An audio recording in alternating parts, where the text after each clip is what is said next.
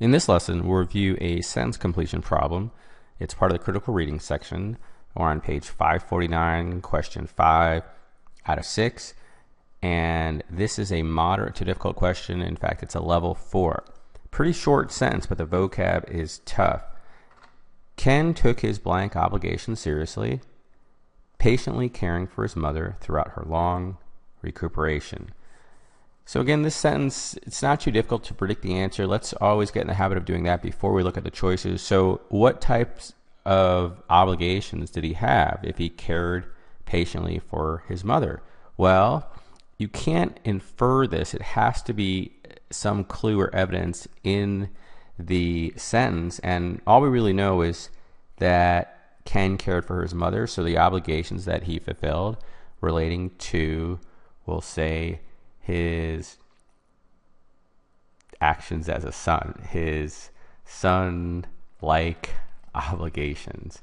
So obviously you're not going to see that as a choice, but something relating to what he would do as a son. Those are his obligations to care for his mother. So let's look at the answer choices. Tough words here. So if you can eliminate a couple, you really should guess because it's +1. For a correct answer, only -1/4. So funerary, this, I'll just start with this one, is not the choice, and it's pretty much what it sounds to. It relates to a burial or a funeral. That's nothing to do with son-like. Convivial, the root in convivial, VIV, is the root for lively. And so this is good-natured or friendly. We've had words like gregarious or affable or jovial. Obviously, that's not the correct answer here. Tough words again. Avuncular, and this is just such a tough word, either you know it or you don't, and it's close, but this relates to an uncle.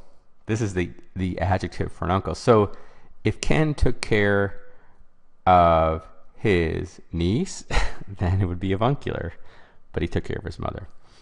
We're down to a couple more. Symbiotic, you may have heard this in biology.